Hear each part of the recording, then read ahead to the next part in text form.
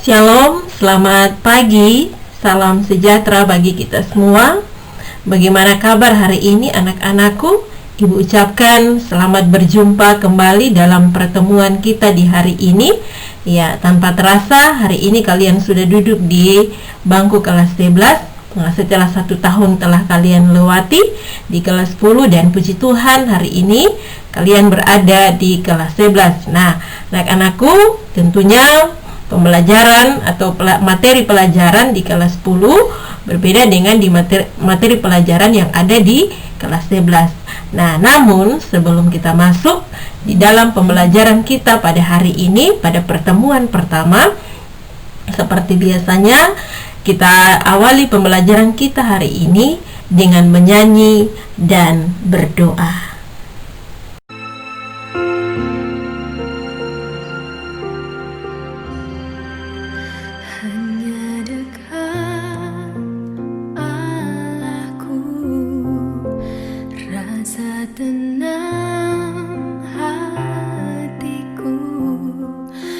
Sertai jalanku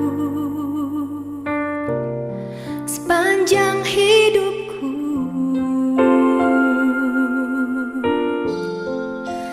hanya dekat padamu ada kekuatan baru. Kaulah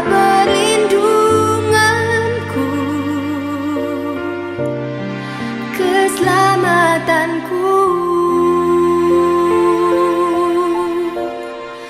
Ku ingin selalu bersekutu denganmu, menikmati hadiratmu.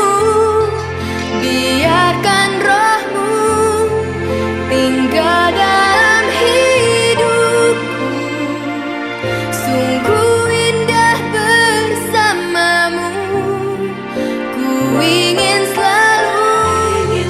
bersekutu denganmu, menikmati hadiratmu. Biarkan rohmu tinggal dalam hidupku. Sungguh indah bersamamu selamanya.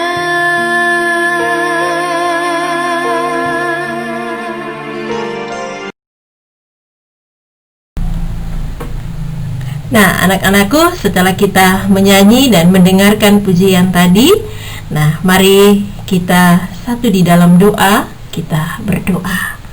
Tuhan Yesus, Gembala kami yang baik, Gembala kami yang sangat mengasihi kami, kalau pada hari ini kami boleh ada sebagaimana kami ada, semua karena anugerah-Mu. Tuhan, kami sangat bersyukur untuk hari ini kami boleh berjumpa kembali di dalam pembelajaran yang ada di kelas 11. Meskipun saat ini Tuhan, proses pembelajaran yang kami lakukan adalah proses pembelajaran di kelas maya atau pembelajaran daring. Namun Tuhan tidak mengurangi semangat kami untuk mau belajar. Sarana Tuhan sediakan bagi kami untuk melangsungkan proses pembelajaran. Sebab itu Tuhan, sebelum pembelajaran ini dimulai, kami mohon Tuhan campur tangan di dalam proses pembelajaran ini.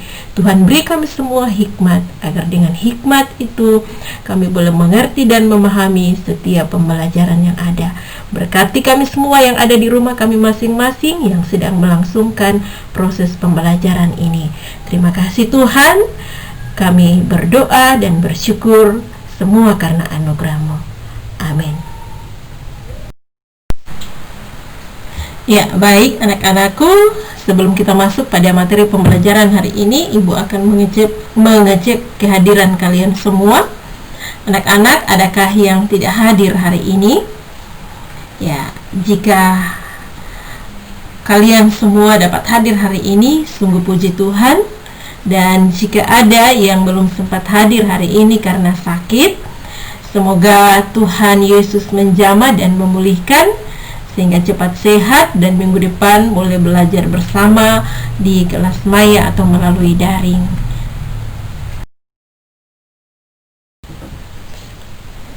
Iya, baik anak-anakku, untuk materi Tuhan pedoman kehidupan keluargaku ada 2 kompetensi dasar yang harus kita tuntaskan ya. Iya, kompetensi dasar yang pertama 3.1 yaitu memahami peran Allah di dalam kehidupan keluarga. Kompetensi dasar yang kedua 4.1 yaitu bersaksi tentang peran Allah dalam kehidupan keluarga. Nah, anak-anakku, itulah kompetensi dasar yang hendak kita capai di dalam materi Tuhan pedoman kehidupan keluargaku.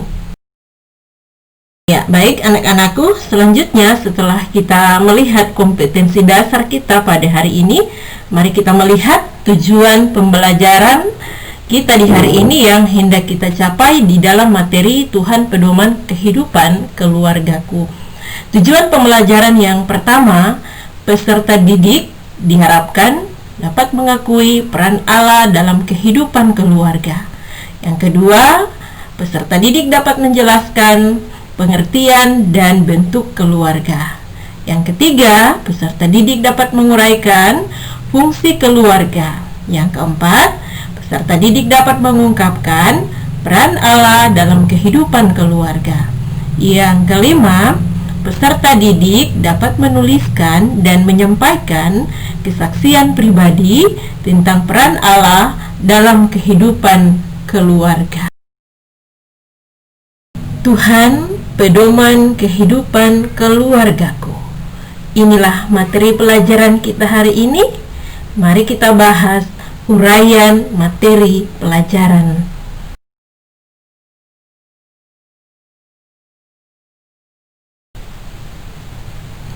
Ya, baik anak-anakku, dalam pembelajaran kita di hari ini, hal yang pertama yang perlu kita ketahui adalah tentang pengertian keluarga. Apa sih yang dimaksud dengan keluarga? Ya, ini menjadi pertanyaan bagi kita semua. Nah, anak-anakku, kata keluarga bukan istilah asing di telinga kita, karena kita hidup dan berkembang dalam keluarga serta bersama-sama dalam keluarga. Sebab itu, kata keluarga ya banyak definisi yang berbeda-beda tentang keluarga. Namun meskipun demikian, terdapat kesamaan dalam rumusan yang berbeda tersebut. Ya. Nah, oleh karena itu, mari kita melihat apa yang dimaksud dengan keluarga menurut Kamus Besar Bahasa Indonesia. Nah, menurut Kamus Besar Bahasa Indonesia, keluarga berarti unit terkecil dalam masyarakat yang terdiri dari ayah, ibu, dan anak-anak. Nah, definisi yang lain, keluarga adalah suatu kelompok yang terdiri dari 2 orang atau lebih yang direkat oleh ikatan darah, perkawinan, atau adopsi, serta tinggal bersama di dalam kehidupan keluarga. Nah, anak-anakku, itulah pengertian keluarga menurut Kamus Besar Bahasa Indonesia dan definisi pengertian menurut definisi lainnya.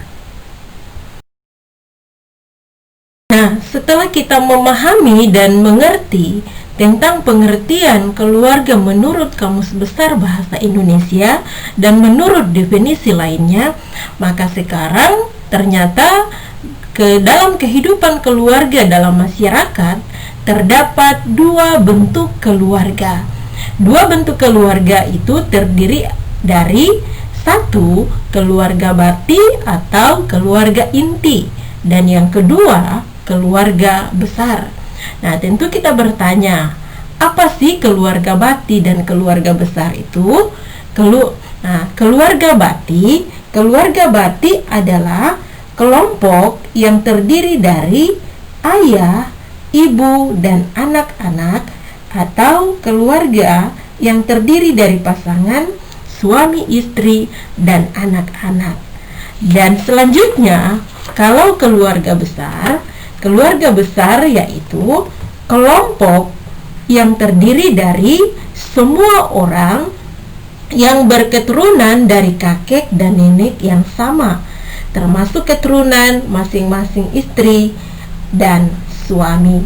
Atau dengan kata lain, keluarga besar adalah keluarga bati ditambah kerabat lain yang memiliki hubungan erat atau hubungan darah dan senantiasa dipertahankan. Misalnya, ada kakek, nenek, paman, bibi, sepupu, kemenakan, dan lain sebagainya. Nah, itulah dua bentuk keluarga di dalam masyarakat. Nah, selanjutnya kita masuk pada fungsi keluarga. Setelah kita sudah mengetahui tentang pengertian keluarga, kemudian dua bentuk keluarga, sekarang mari kita melihat tentang fungsi keluarga. Nah, anak-anakku, setelah sebuah keluarga terbentuk, anggota keluarga memiliki tugas masing-masing, suatu pekerjaan yang harus dilakukan di dalam kehidupan keluarga. Nah, inilah yang disebut dengan fungsi keluarga. Nah, adapun fungsi keluarga adalah sebagai berikut. Yang pertama, fungsi biologis. Fungsi biologis berkaitan dengan pemenuhan kebutuhan biologis dan seks suami istri untuk menghasilkan keturunan, memenuhi kebutuhan gizi keluarga, serta memelihara dan merawat anggota keluarga secara fisik. Fungsi yang kedua adalah fungsi sosialisasi. Fungsi sosialisasi ini berhubungan dengan pembentukan kepribadian anak, serta memperkenalkan pola tingkah laku, sikap, cita-cita, dan nilai-nilai yang dianut oleh kelompok sosial. Selanjutnya, fungsi afeksi. Fungsi afeksi berhubungan dengan rasa. Misalnya, ada rasa kasih sayang, keintiman, perhatian, dan rasa aman yang tercipta dalam keluarga. Selanjutnya, fungsi edukatif. Fungsi edukatif di sini berkaitan dengan pendidikan untuk anak sesuai dengan tingkat perkembangannya. Dan selanjutnya, fungsi religius. Fungsi religius ini fungsi yang mendorong dikembangkannya seluruh anggota menjadi insan-insan agama yang takwa kepada Tuhan Yang Maha Esa, serta menunjukkan penghayatan dan perilaku nilai-nilai agama. Fungsi yang selanjutnya adalah fungsi protektif. Fungsi protektif ini bertujuan agar memberikan tempat yang nyaman bagi anggota keluarga dan memberikan perlindungan secara fisik, ekonomis, maupun psikologis bagi seluruh anggotanya. Fungsi selanjutnya adalah fungsi rekreatif.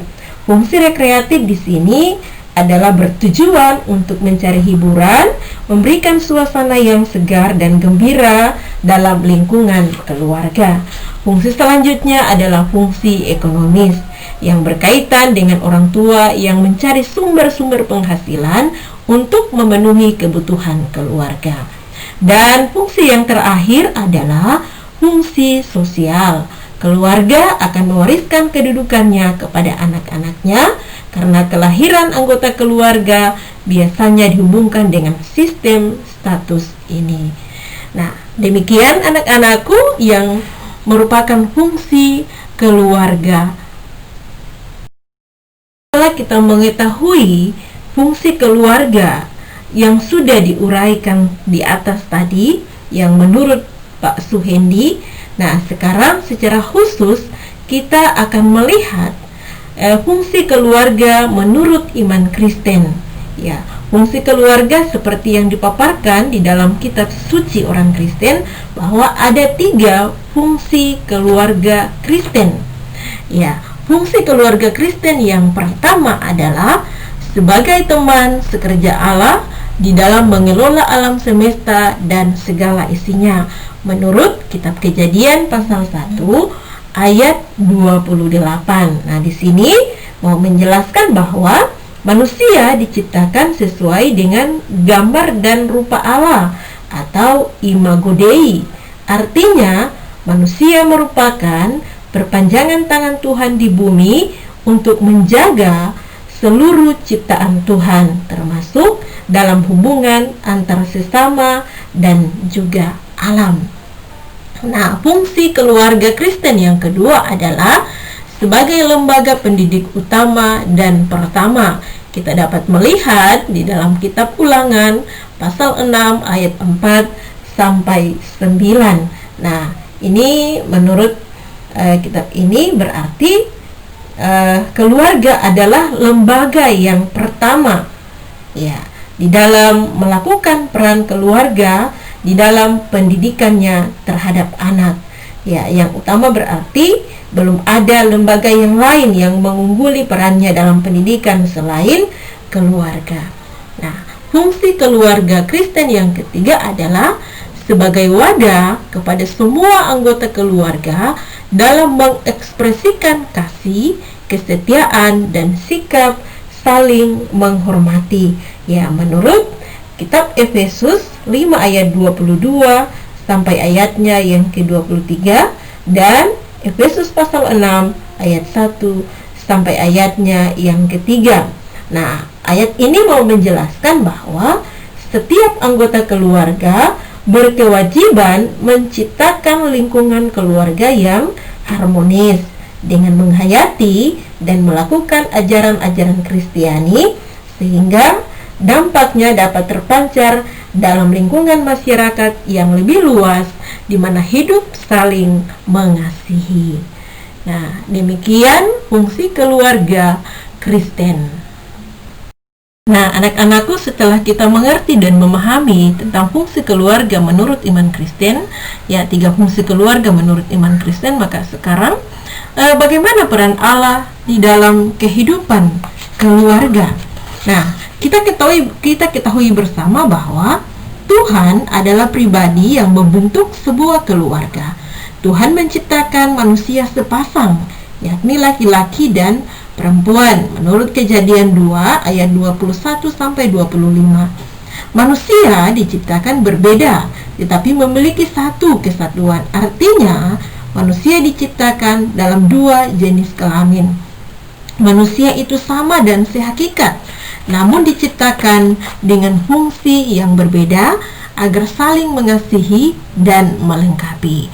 Nah, ketika Allah membentuk sebuah keluarga, membentuk pasangan suami dan istri, Allah tidak membiarkan keluarga itu hidup sendiri, tetapi campur tangan Allah senantiasa sempurna di dalam kehidupan keluarga. Keluarga senantiasa melibatkan Allah di dalam kehidupan keluarganya. Demikian juga Allah hadir di dalam kehidupan keluarga. Nah, ketika Allah hadir dalam kehidupan keluarga, maka peran Tuhan sangat besar di dalam kehidupan keluarga. Nah, apa peran Tuhan di dalam kehidupan keluarga? Peran Tuhan di dalam kehidupan keluarga meliputi 3 hal. Yang pertama adalah berkat Tuhan. Nah, pengertian berkat Tuhan cakupannya sangat luas. Bukan hanya sekedar uang atau materi saja, tapi berkat Tuhan meliputi kesehatan, sukacita, damai sejahtera, kemenangan, umur panjang, kebahagiaan, dan lain sebagainya. Selanjutnya, peran Tuhan yang kedua adalah pengampunan Tuhan. Nah, setiap orang yang hidup dalam keluarga tidaklah sempurna, tetapi setiap orang juga memiliki kelemahan dan keterbatasan, bahkan dosa, baik dosa pikiran, perkataan, maupun perbuatan.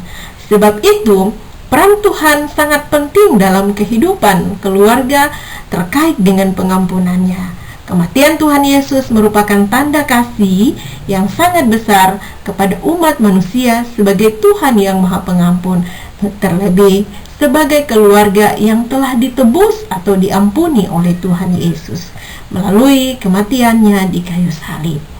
Selanjutnya, peran Tuhan yang ketiga adalah pembaharuan oleh Tuhan. Pembaharuan oleh Tuhan sering disebut juga dalam kekristenan sebagai hidup baru. Artinya, manusia memulai kehidupan yang lebih baik dan berarti di dalam Kristus. Kristus masuk dan berdiam di dalam kehidupan manusia yang baru, yang tidak sama dengan kehidupan yang lama. Nah, pembaharuan Tuhan dalam kehidupan keluarga dapat dirasakan di dalam arah dan tujuan kehidupan keluarga yang sesuai dengan apa yang dikehendaki oleh Tuhan. Nah, apakah yang dikehendaki oleh Tuhan di dalam kehidupan keluarga? Ya, yang harus dilakukan oleh keluarga adalah selalu berpusat hanya kepada Yesus. Nah, selalu datang menyembah Tuhan, beribadah kepada Tuhan, mencari Tuhan dan memanggil nama Tuhan, dan senantiasa melakukan segala perintah Tuhan.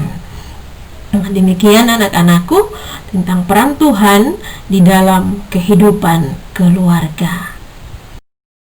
Anak-anakku, setelah kita sudah belajar tentang pengertian keluarga menurut Kamus Besar Bahasa Indonesia dan pengertian keluarga menurut definisi lainnya, kita sudah belajar juga tentang dua bentuk keluarga dalam masyarakat serta fungsi-fungsi keluarga, ya, baik fungsi secara umum maupun fungsi keluarga menurut iman Kristen.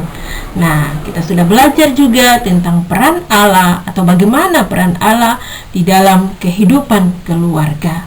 Semoga materi hari ini bisa memberikan, bisa menolong, bisa kita pahami, kita mengerti di dalam kehidupan kita sebagai anak-anak Tuhan. Nah, selanjutnya setelah materi ini selesai, Ibu akan memberikan tugas. Dan tugasnya adalah tuliskan pengalaman tentang peran Tuhan dalam kehidupan bersama keluarga yang pernah kalian rasakan. Dan tugas ini akan kita bahas pada pertemuan berikutnya. Nah, untuk materi kita hari ini sampai di sini. Namun sebelum kita akhiri materi kita, terlebih dahulu kita akhiri dengan berdoa. Mari kita berdoa. Tuhan Yesus, terima kasih atas pimpinan dan penyertaan-Mu di sepanjang proses pembelajaran kami. Meskipun proses pembelajaran yang kami lakukan hanya melalui kelas maya atau pembelajaran daring, namun kami percaya kasih-Mu terus menuntun, menyertai, dan melingkupi kami, sehingga apa yang kami pelajari hari ini kami dapat mengerti, kami dapat pahami, lalu kami boleh lakukan di dalam kehidupan kami setiap saat dan waktu. Tuhan, pimpin sertai kami terus ketika kami melakukan proses pembelajaran ini.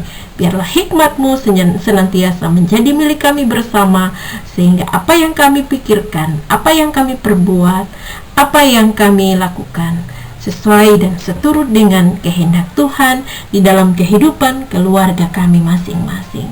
Terima kasih Tuhan, ini doa kami. Di dalam nama Yesus kami datang berdoa dan mengucap syukur. Amin.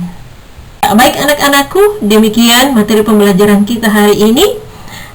Sampai jumpa minggu depan. Tuhan Yesus memberkati kita semua.